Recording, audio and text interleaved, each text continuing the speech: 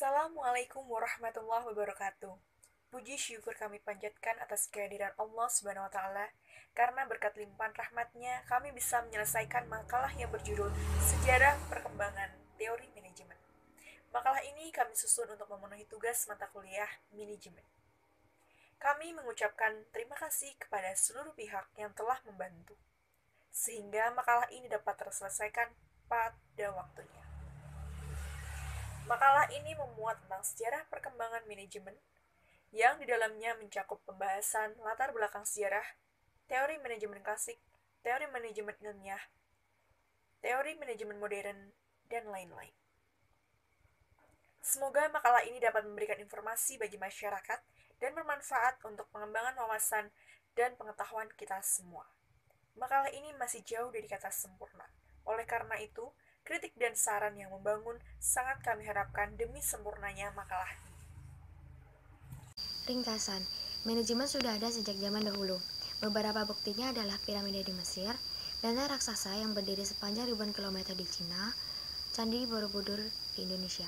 Adanya bangunan tersebut menunjukkan bahwa pada zaman dahulu telah ada serangkaian kegiatan yang diatur sedemikian rupa. Dan masih banyak contoh bangunan-bangunan kuno yang sangat rumit bisa dibangun oleh nenek moyang kita. Dari bukti-bukti tersebut, dapat dilihat bagaimana orang dahulu telah menerapkan manajemen. Frank dan Lillian Gilbert, Grant, Taylor, Orwick, Follett, Castor E. Barnard adalah beberapa tokoh terkemuka. Mereka adalah pelopor, penulis buku, serta pengamat tentang manajemen. Pendekatan kontingensi atau pendekatan situasional adalah suatu aliran teori manajemen yang menekankan pada situasi atau kondisi tertentu yang ingin dihadapi. Tidak seluruh metode manajemen ilmiah dapat diterapkan untuk seluruh situasi karena ada kalanya pemecahan yang efektif melalui pendekatan secara kuantitatif. Itu semua sangat terbantu pada karakteristik situasi yang dihadapi dan tujuan yang ingin dicapai. Di antara tokoh-tokoh yang mulai memperkenalkan manajemen secara keilmuan adalah Robert Owen dan Charles Babbage. Owen ia adalah orang yang pertama kali menyatakan perlunya sumber daya manusia di dalam organisasi dan kesejahteraan pekerja. Sedangkan Babbage adalah ahli matematika di Inggris. Orang yang pertama kali berbicara mengenai pentingnya efisiensi dalam proses produksi, sedangkan teori organisasi klasik menekankan pada kebutuhan mengelola organisasi kompleks yang memfokuskan pada upaya penetapan, menerapkan prinsip, dan keterampilan yang mendasari manajemen yang efektif. Perkembangan yang memberikan fokus yang berbeda dari teori manajemen klasik disebut teori manajemen hubungan manusia.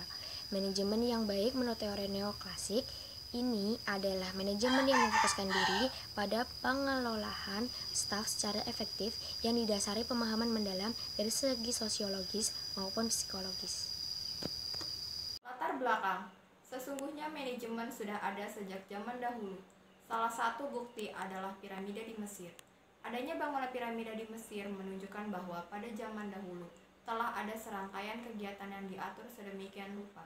Selain piramida di Mesir, ada juga benteng raksasa yang berdiri sepanjang ribuan kilometer di Cina.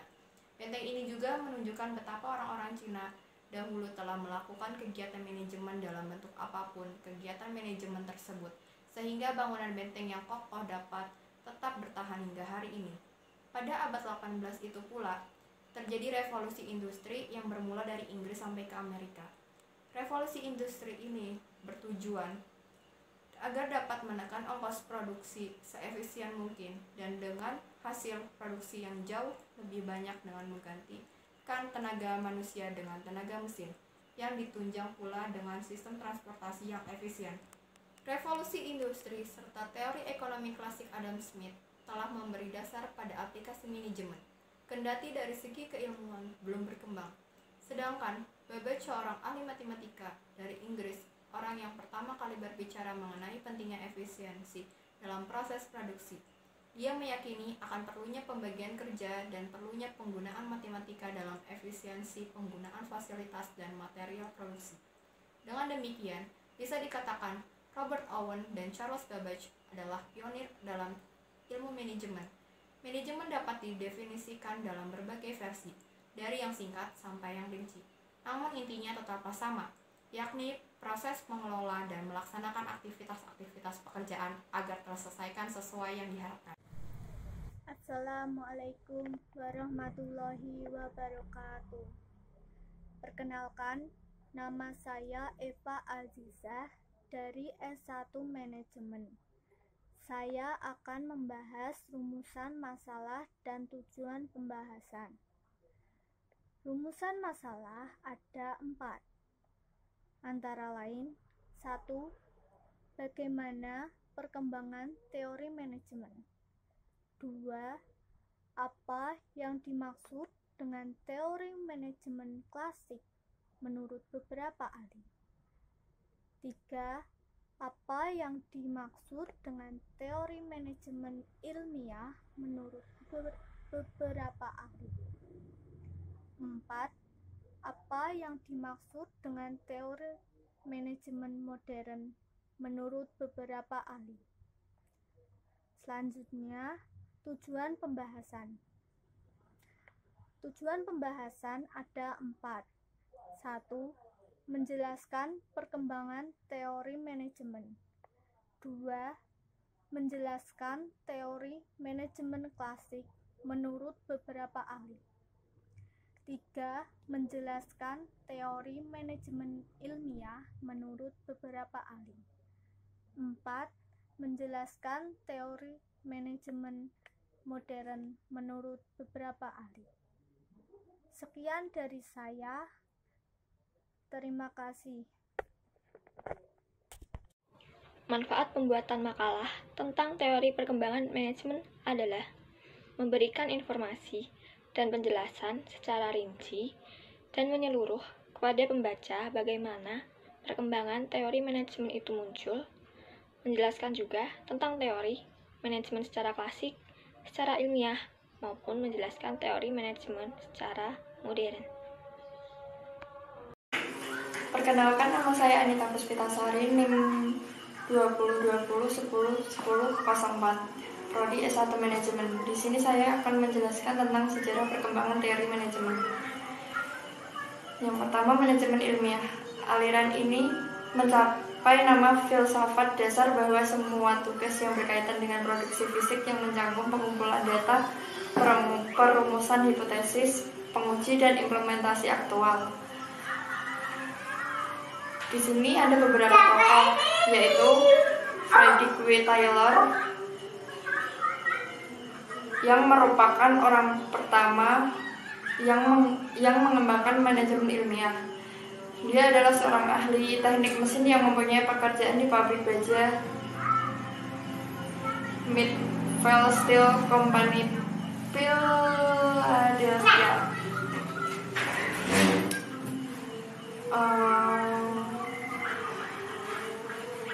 Menurut Frederick W. Taylor, manajer harus melakukan kegiatan supervise, memberikan perintah, dan merancang apa yang harus dikerjakan, sedangkan pekerja harus bebas mengerjakan pekerjaan yang ditugaskan kepada mereka. Frank Gilbert adalah pelopor pengembangan studi gerak dan waktu, menciptakan berbagai teknik manajemen yang dilihat oleh Taylor, seperti Taylor, dan mengemukakan gagasan kerjasama yang saling menguntungkan antara tenaga kerja dan manajemen. Seleksi ilmiah pekerja, sistem bonus untuk merangsang pekerjaan, instruksi kerja yang rinci harus tetap digunakan. Yang kedua, teori organisasi klasik. Aliran manajemen ini memusatkan pemikiran pada masalah-masalah departementasi, koordinasi, dan organisasi yang tercakup dalam desain dan manajemen organisasi. Dia mendefinisikan organisasi sebagai sekelompok, 2 atau lebih orang yang bergabung untuk tujuan tertentu. Urwig adalah seorang konsultan manajemen.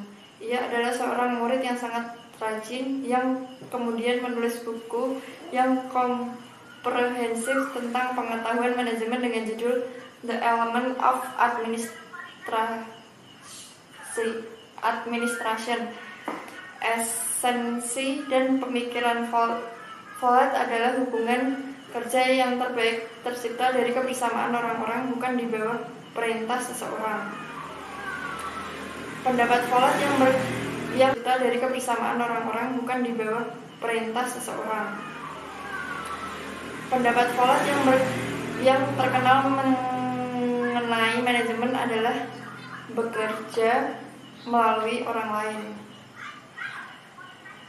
Bernard adalah presiden perusahaan Bell Telephone di New Jersey. Menulis bermacam-macam subjek manajemen dalam buku The Function of the Exclusive pada tahun 1938. Dia memandang organisasi sebagai sistem kegiatan yang diarahkan pada tujuan. Fungsi-fungsi utama manajemen menurut pandangan Bernard adalah perumusan tujuan dan pengadaan sumber daya yang dibutuhkan untuk mencapai tujuan. Yang ketiga, aliran hubungan manusiawi. Aliran ini memandang aliran klasik kurang lengkap karena terlihat kurang mampu mewujudkan efisiensi produksi yang sempurna dengan keharmonisan di tempat kerja. Nomor 4, teori organisasi. Manusia adalah makhluk sosial yang cenderung untuk hidup bersama serta mengatur dan mengorganisasi kegiatannya dalam mencapai suatu tujuan, tetapi karena keterbatasan kemampuan menyebabkan mereka tidak mampu mewujudkan tujuan tanpa adanya kerjasama. Hal tersebut yang mendasari manusia untuk hidup dalam berorganisasi. Adapun langkah-langkah pendekatan manajemen biasanya adalah sebagai berikut. Model dan hasil yang didapatkan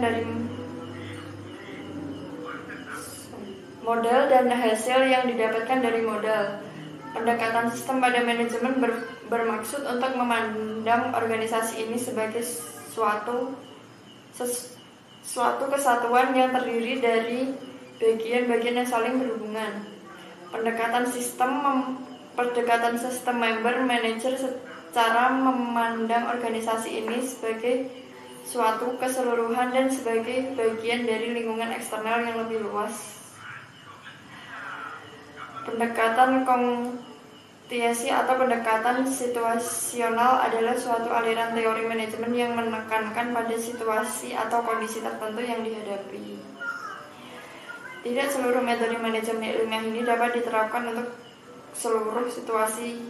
Begitupun tidak selalu hubungan manusiawi yang perlu ditekankan karena member manager secara memandang organisasi ini sebagai suatu keseluruhan dan sebagai bagian dari lingkungan eksternal yang lebih luas.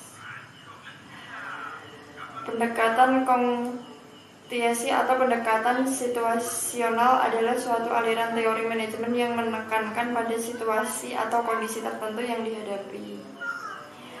Tidak seluruh metode manajemen ilmiah ini dapat diterapkan untuk seluruh situasi. Begitupun tidak selalu hubungan manusiawi yang perlu ditekankan karena ada kalanya pemecahan yang efektif melalui pendekatan secara kuantitatif itu semua sangat terbantu pada karakteristik situasi yang dihadapi dalam tujuan yang ingin dicapai.